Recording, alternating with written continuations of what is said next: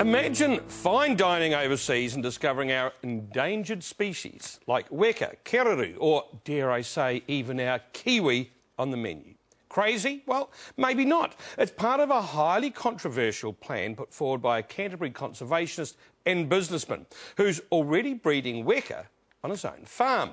Roger Beattie's premise is simple. No farmed species has ever faced extinction. And he's advocating farming our endangered species and selling them for a huge premium in posh restaurants.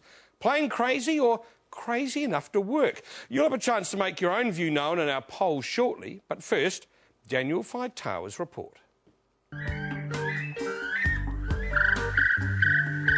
They're our most endangered birds. We can get the top restaurants in the world. Kiwi, keruru and weka. Absolute high end of the gourmet market.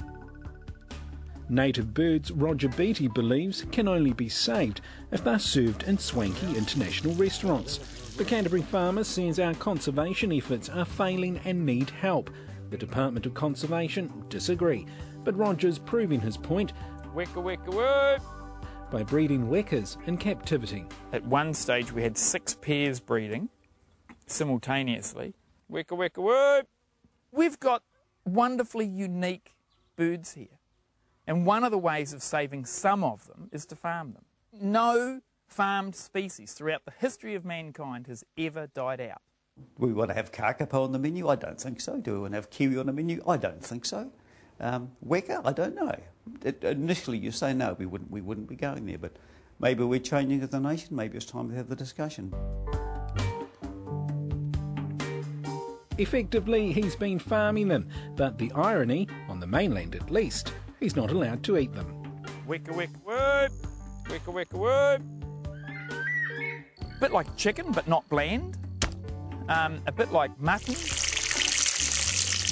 It's tasty, it's Moorish. Good day. You've got to eat them when they're fat. That is really delicious, man. And if you want to taste them, go to the Chatham. Roger lived and worked on the Chathams for 15 years and has a record there in conservation. He helped set up the Black Robin Recovery Program. He also exports power meat and power pearls overseas worth $2 million. As a conservationist and an entrepreneur, he reckons there's a significant business opportunity going begging. If you multiply the numbers that we know we can run per hectare, multiplied by what I think, as a marketer and as a brander we can get for the birds, that we can gross $3,000 per hectare. We're very keen to have more commercial people come and talk to us about how they can work with us for the good of conservation and for the good of their businesses. Some may say what you're doing is commercialising conservation. What's wrong with that? I mean, all the food you currently eat is commercialised food unless you run your own garden. He wants equal footing with the Department of Conservation to save the weka, taking pot shots at the organisation which allows him to bring wekas back but not earn a living off them. I want the legislation to support conservation, not just to set up the Department of Conservation. That's a terrible piece of legislation, the way they've got it written now. It needs to be so that private people or companies or trusts or societies or whatever have an equal footing with DOC when it comes to saving our endangered species. It's our mandate to protect native species, and whether that extends to farming them at some stage, time will tell. To get the numbers up is to have a farming mentality rather than a scarcity mentality, which is what DOC have got. And they want to mate. Not allowed to farm his endangered species, yet Roger's looking to a Kiwi farm staple in the meantime. Blackberry! Come on! But being Roger, they're wild, and again he's targeting the high end of the gourmet market, eyeing up island pit wild sheep. We had a valley party and we put a pit-on wild sheep on a new spit roast that a neighbour had just made. It was so good we had a vegetarian have some meat for the first time in 34 years. It was organic, it was pit-on wild sheep, they've been sympathetically farmed and the whole ball of wax. And she just started drooling at the mouth and held her hand out. If I can get vegetarians to eat pit-on wild sheep, we can get the top restaurants in the world having it on the menu. You ever been told you're a pushy wee fella and you just need to give up? Seriously, Roger. Do you think you Never. just Never. walk away, let this go? No, the reason is, put the farming stuff aside, if we don't have a radical change in the way DOC operates, we're going to see more birds disappear. And once they're gone forever.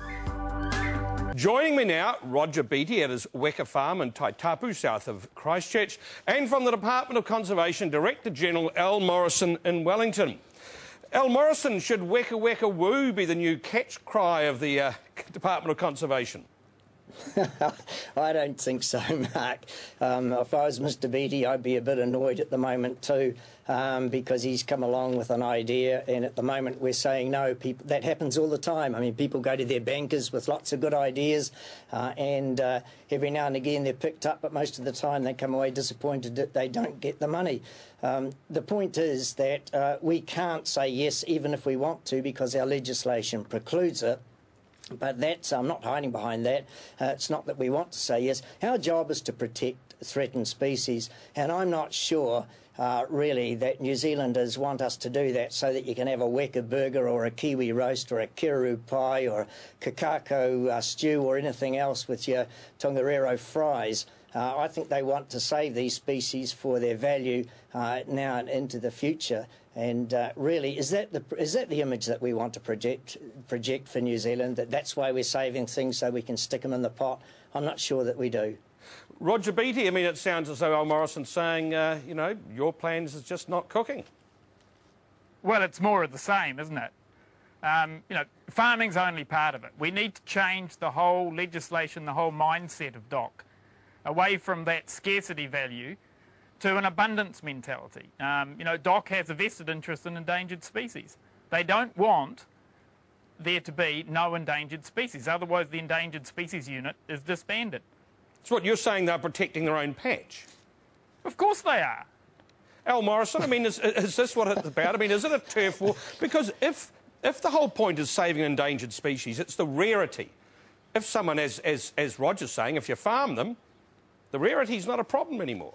No, Mark, that's nonsense. Look, if we were in the luxurious position of our species not being threatened, and that's what we're talking about, threatened species, then we'd be happy to talk about other things, but that's a long way away.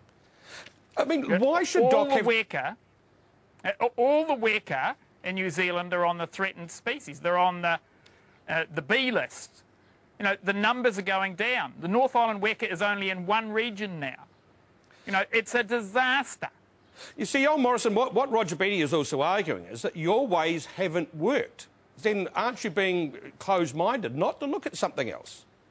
No, well, I disagree with that. Our ways have worked. Wherever we work and wherever we manage intensively, we're actually very successful. So the fundamental premise that we're not working and everything needs to be changed and it needs to be radically different is wrong. We look at commercial opportunities all the time. We work with over 4,500 commercial operators in New Zealand. We know about commercial. It doesn't mean that every commercial idea is a winner, and this one's just not floating at the moment, and even if it was, the legislation precludes it. Why can you eat them in the Chathams and not here?